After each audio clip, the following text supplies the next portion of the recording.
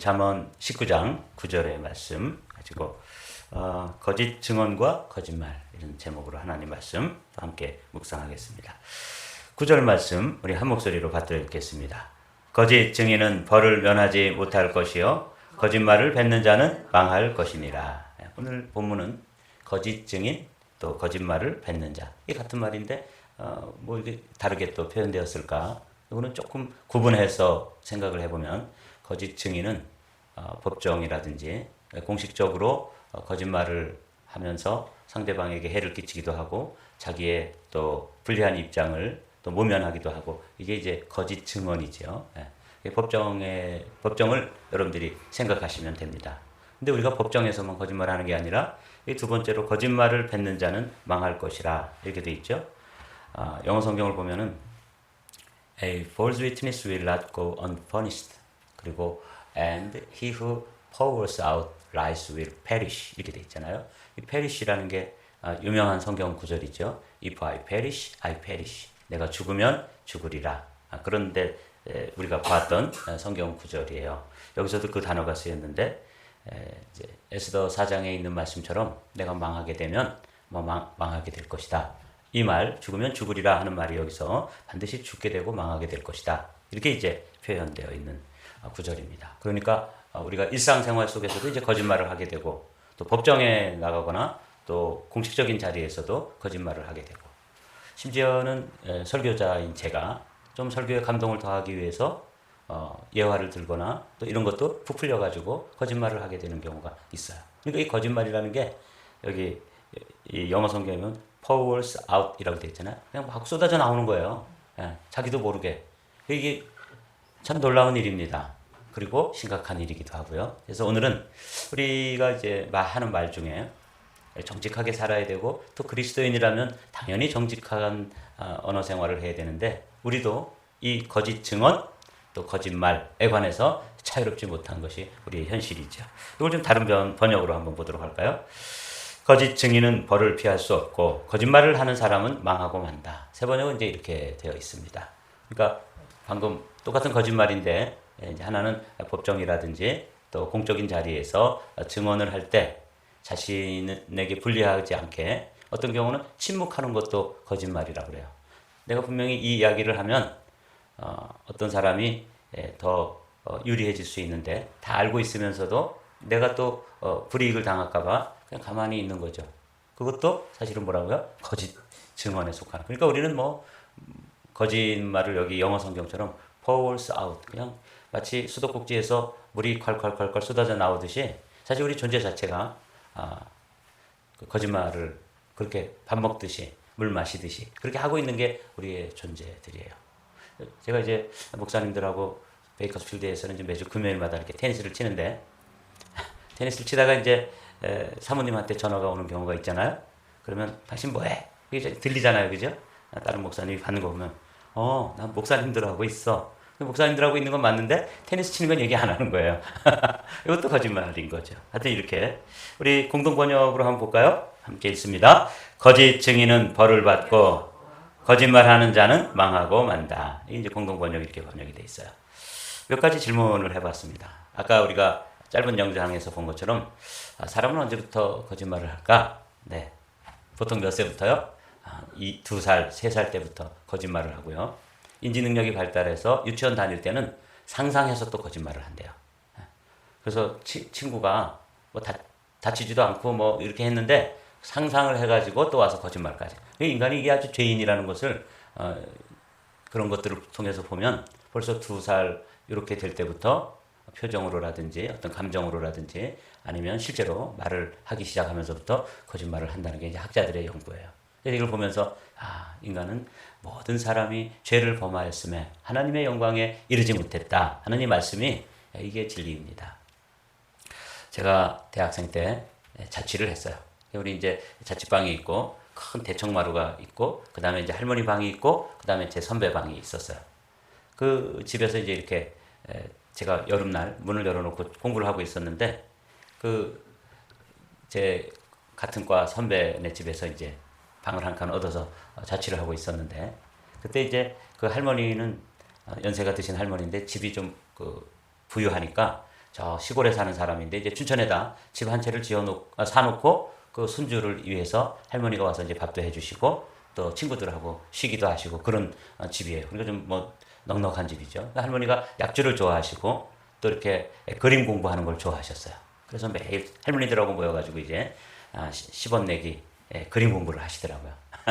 매일 그렇게 하시는데 하루는 그 할머니 중에 한 분이 그 10원짜리 그 동전 지갑 있죠? 그렇게 떨어뜨렸는데 어떤 할머니가 손녀딸을 데리고 왔는데 한 3살, 4살 막 겨우 걸어 다니기 시작한 그런 여자아이가 이제 막 놀다가 제가 이렇게 자취방에서 보니까 그 동전 지갑이 떨어져 있는 걸 딱 발견하더라고요. 그래서 어떡하나 봤더니 이 아이가 이제 놀다가 할머니들은 열심히 그림 공부를 하시고 그 마루에 치마를 가지고 딱 앉는 거예요. 좀 신기하다. 저 어떻게 하려고 그러나? 그랬더니 엉덩이로 싹 밀고 구석으로 가가지고 그걸 주머니에 집어넣더라고요.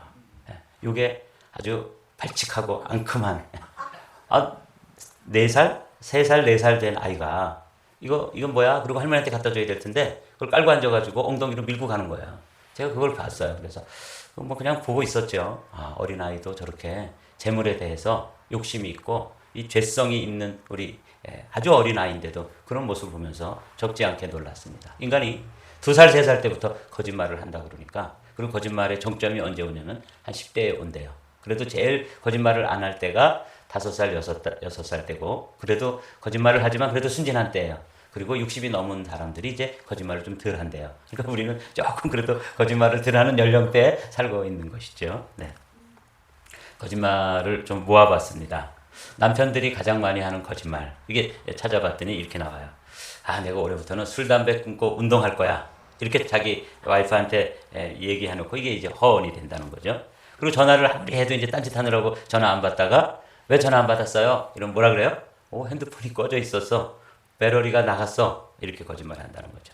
그리고 많은 남자들이 여자는 외모보다는 성격이어야지. 그래서 사실은 뭘 보는 거예요? 외모 본다는 거예요. 그리고 이제 결혼하기 전에 젊은이들이 서로 이제 후끈 달았을 때 결혼하면 내가 다 해줄 거야. 그리고 결혼 딱 하면 언제 그랬냐는 듯이 이제 안면 몰수하는 거죠. 그리고 이제 딴청 부리고 이제 다른 친구들하고 뭐 한잔 하러 가거나 그럴 때도 오늘 야근이야 이렇게 표현한다든지 그리고 핸드폰에서 이러고 뭐 또 예쁜 여자 사진이 나왔는데 이건 누구냐고 들이닥치면 뭐라 그래요?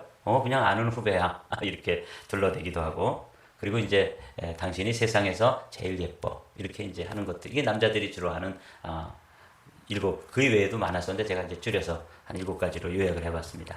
여자들도 거짓말을 곧잘 하더군요. 제가 이거 보면서 이렇게 해.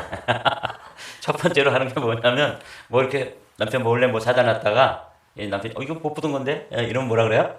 이거 원래 있던 거야 못 봤어? 하면서 그냥 아주 감쪽같이 입술에 침도 안 바르고 거짓말을 한다는 거죠.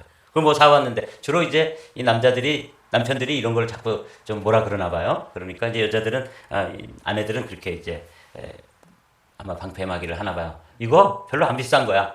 이렇게 말하고 그리고 또 뭘 사왔는데 남편이 뭐라 잔소리하면 세일해서 샀어. 그리고 지금 이제 딴짓 하고 있으면서도 지금 가는 중이야. 이거 완전히 짜장면집이죠.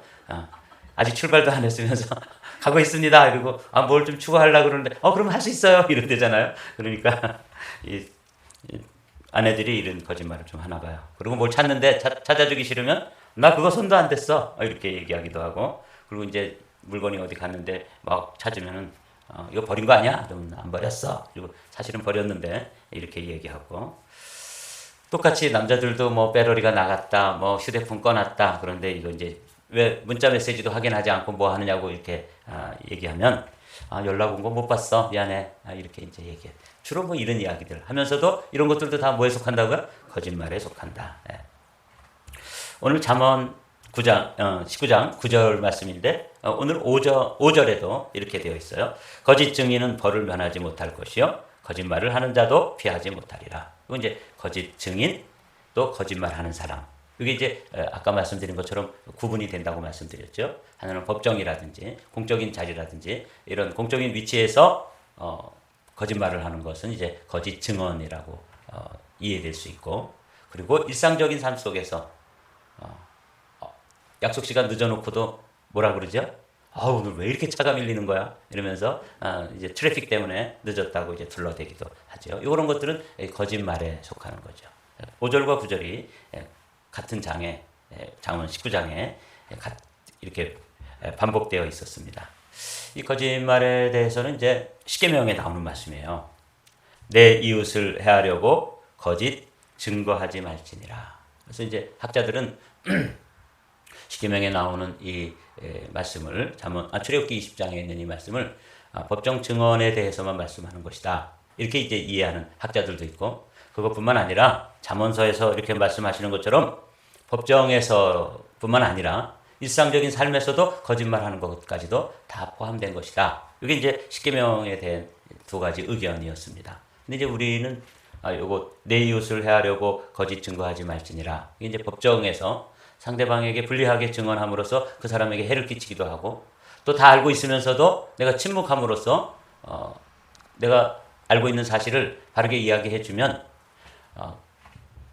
나에게 불리하고 저 사람한테 유리해지니까 내가 이제 침묵하는 거죠. 이것도 사실은 거짓말이라는 거죠. 그래서 요 출애굽기 20장에 있는 말씀은 잠언에 있는 말씀처럼 법정에서 거짓말하는 것뿐만 아니라 실제로는 일상적인 삶에서 아주 거짓말하는 것도 다 포함되고 있다. 거짓말 중에서 이제 우리가 하얀 거짓말이라는 것이 있죠. 그 중에 대표적인 것이 이제 부모님 중에 이제 어머니라든지 아버님이 이제 뭐 암이라든지 이렇게 병에 걸렸을 때 그것을 숨겨야 되느냐, 아니면 어머니 아버지가 이제 돌아가실 때까지 모른 척하고 괜찮다고 그러고 이렇게 숨겨야 되는지, 아니면 적당한 순간에 알려드려야 되는지. 이거 이제 대부분 우리 한국 사람들은 숨겨서 충격받지 않으시고 잘 모르는 상태에서 돌아가시도록 해야 된다 하는 그 의견들이 많아요. 근데 우리는 좀 다른 생각을 할 필요가 있다고 생각해요. 물론 충격을 받을 정도로 막 직격탄으로 엄마 이제 안 걸려가지고 이제 얼마 못 산대, 죽을 준비해 이렇게 얘기하면 너무 이제 정말 충격 받으시겠죠. 그런데 이제 제가 이제 어느 분 글을 읽다 보니까 그것은 말씀을 드려야 된다. 왜냐하면 그 영혼도 비록 연세가 있지만 자신의 삶을 잘 정리하고 또 생각하면서 자녀들과의 관계라든지 자신의 인생에서 하나님과의 관계라든지 이런 것들에 대해서 아주 얼마 남지 않은 시간에 잘 그 시간을 의미 있게 보내고 또 정리해 갈 수 있도록 그렇게 말씀을 드려야 된다. 그 대신 말씀을 드리는 방법은 아주 충격받지 않도록, 그리고 신앙적으로 잘 이야기해 드려야 되는 거죠. 엄마, 의사 선생님이 말씀하시는데 엄마 이제 어떤 병이래요. 그런데 사람은 누구나 다 한 번 왔다가 한 번 가는 거잖아요. 어머니 이제 잘 우리 남아있는 시간을 서로 사랑하면서 잘 준비했으면 좋겠어요. 이렇게 그 당사자한테, 그것이 이제 뭐 자신의 배우자가 되었든 또 부모님이 되었든 또 조부모님도 있을 수 있죠. 연세 드셨어도 그렇게 까마득히 모르게 이렇게 하얀 거짓말이죠. 물론 그분을 위해서 하는 것이지만, 그렇게 하는 것도 효도하는 방법이지만 사실은 정직하게 그 죽음을 직면할 수 있도록, 그리고 또 준비할 수 있도록 말씀드리고 함께 기도해주고 또 함께 그 시간을 잘 보내드리는 것이 사실은 좋은 방법이다. 이런 글을 읽었어요. 그래서 이게 그리스도인의 방법인 것 같다. 우리가 그냥 자기 죽음에 대해서 준비할 시간도 안 주고 까마득히 모르고 있다가 상태는 점점 나빠지는데, 그리고 아시잖아요. 부모님들도 이거 얼마 남지 않았구나. 근데 그걸 정직하게 자신의 삶을 진솔하게 대면할 수 있도록 시간을 가지도록 도와드리는 것도 진정한 방법이다. 이런 글을 읽으면서 어제 거짓말에 관해서 묵상하면서 참 여러 가지 생각을 하도록 그렇게 되었습니다.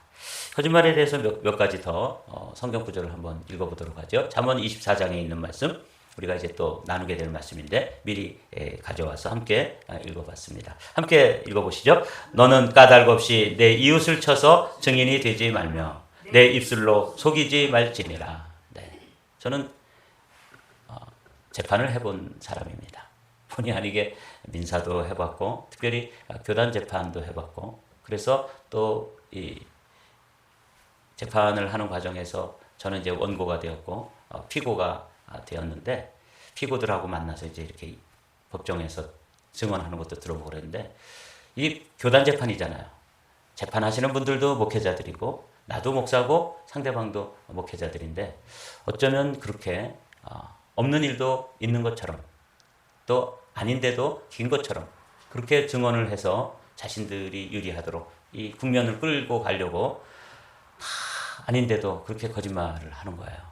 그래서 그리고 연세가 높으신 장로님도 저 반대편에서 이렇게 증언을 하시는데 정말 말도 안 되는 일을 만나지도 않았는데 만났다 그러고 하지도 않은 일을 했다 그러고 이러고 나오는데 한 3시간, 4시간 같이 이렇게 공방을 한 적이 있었어요. 근데 정말 실망됐어요. 야, 이 세상에 이렇게 거짓 증언을 하는구나. 솔로몬 시대에도 지혜자였던 솔로몬이 재판을 많이 해봤을 거 아니에요? 그러면서 이 거짓말을 하는구나. 대표적으로 그들이 대표적인 솔로몬의 명재판 중에 하나가 동시에 이제 아이를 낳은 두 어머니가 있었는데 한 어머니가 너무 무지해가지고 자기 아들이 죽었을 때 그 아이를 바꿔치기 하고 서로 자기 아이라고 이제 주장하던 그런 이야기 아시죠? 둘 중에 하나는 아주 새빨간 거짓말을 하고 있는 것이죠. 이 이제 솔로몬이 경험한 많은 케이스 중에 그 한 케이스지 그가 재위 기간 동안에 얼마나 많은 재판을 했겠습니까? 그러면서 다 드러날 일인데도 그냥 분명히 그 사실이 맞는데도 그 재판하는 솔로몬도 알고 또 원고도 알고 피고도 알 텐데 그렇게 이제 감쪽같이 자기 아들이라고 빡빡 우기는 것처럼 거짓말하는 것, 거짓 증언하는 것 이거 많이 봤겠죠. 그래서 오늘 본문이 뭐예요? 거짓 증언하지 말아라 이런 말이잖아요. 그리고 삶 속에서도 거짓말하지 말아라. 오늘 베드로 사도가 우리에게 들려주는 말씀은 아주 의미 있는 말씀입니다. 거짓말과 연관되어서 그러므로 생명을 사랑하고 좋은 날 보기를 원하는 자는 여기 생명을 사랑한다는 것은 우리 이 땅에서의 생명뿐만 아니라 우리가 이제 영원한 삶을 살아야 될 사람들이잖아요. 그래서 우리가 생명을 사랑하는 사람들이고 좋은 날 본다는 것은 이 땅에서 좋은 날 또 행복한 날 뭐 복된 날 이걸 보는 것뿐만 아니라 연장되어서 천국에 가서 그 시간들을 보내야 될 사람들을 이야기하는 거예요. 생명을 사랑하고 좋은 날 보기를 원하는 자는 혀를 금하여 악한 말을 그치며 사도 베드로는 이 말에 관해서 이렇게 이야기하고 있어요. 그 입술로 거짓을 말하지 말고 악에서 떠나 선을 행하고 화평을 구하여 그것을 따르라. 다 같이 읽어보시죠. 주의 눈은 의인을 향하시고 그의 귀는 의인의 간구에 기울이시되 주의 얼굴은 악행하는 자들을 대하시느니라 하였느니라. 그렇습니다. 생명을 사랑하고 좋은 날 보기를 원하는 자들. 그러니까 우리가 영생의 소망을 가지고 또 천국의 소망을 가진 사람들이 뭘 주의해야 되냐면 거짓말하는 거. 이거 사람들은 속아 넘어갈 수도 있고 정말 감쪽같이 속여 먹을 수 있겠죠. 그런 경우도 있습니다. 뭐 증거도 없고. 그런데 하나님은 아신다는 것이죠. 주의 눈은 의인을 향하시고 그의 귀는 의인의 간구에 기울이시되 주의 얼굴은 하나님의 얼굴 그 악행하는 사람들을 향해서 진노하시는 하나님의 얼굴은 악행하는 자들을 대하시느니라. 사도 베드로는 거짓말을 했다가 아주 온천하에 드러난 사람이잖아요. 나 예수님을 모른다. 그것도 3번씩 부인했다. 좋은 말로 부인한 거지. 오늘 주제로 얘기하면 거짓말한 거잖아요. 그렇죠? 그래서 이제 뼈 아프게 이 거짓말하는 게 이게 우리가 생명을 사랑하고 좋은 날 보기를 원하는 사람으로서 이런 거 하면 안 되는구나 하는 것을 이제 뼈저리게 경험한 베드로는 자신의 편지에서 이렇게 쓰고 있는 것이죠. 생명을 사랑하고 좋은 날 보기를 원하느냐?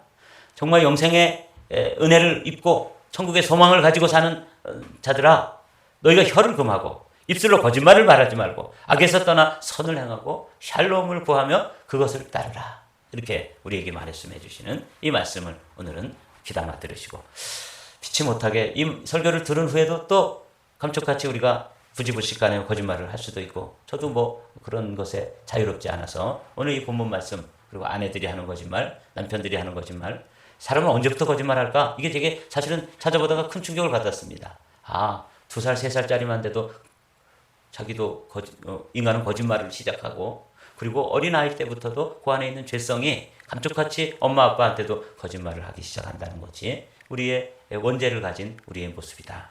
그래서 오늘 이 솔로몬의 말씀이 또 우리의 마음에 와닿는 거죠. 9절 말씀 함께 읽고 마치도록 하죠. 거짓 증인은 벌을 면하지 못할 것이요 거짓말을 뱉는 자는 망할 것이라. 네, 이 9절 같은 말씀은 19장 9절인데 마음속에 깊이 새겨놓고 아예 외우십시오. 아, 거짓 증인은 벌을 받는구나. 그리고 거짓말하면 그거로 인해 가지고 나중에 perish 망하게 되는 것이구나. 그래서 여러분들이 이 19장 9절의 말씀, 오늘 이 한 절의 말씀을 가지고 우리가 쭉 말씀을 나눴는데, 우리 그리스도인들도 곧잘 거짓말을 하잖아요. 이게 이제 우리의 죄된 모습인데, 정직한 삶으로 또 정말 목에 칼이 들어오더라도 정직하게 우리의 모습이 좀 변화되는 그런 소망을 가지고 오늘 아침에는 깊이 기도하는, 그리고 이전에 여러분들이 또 자신을 과장하기 위해서 또 책임을 면하기 위해서 또 어떤 경우에 침묵하기도 하고 이랬던 죄들도 생각 떠오르게 해주시면 우리 회개하는 그런 아침 되기를 소망하며 이 귀한 말씀이 저에게 여러분에게 생명의 말씀이 되시기를 주님의 이름으로 축복합니다.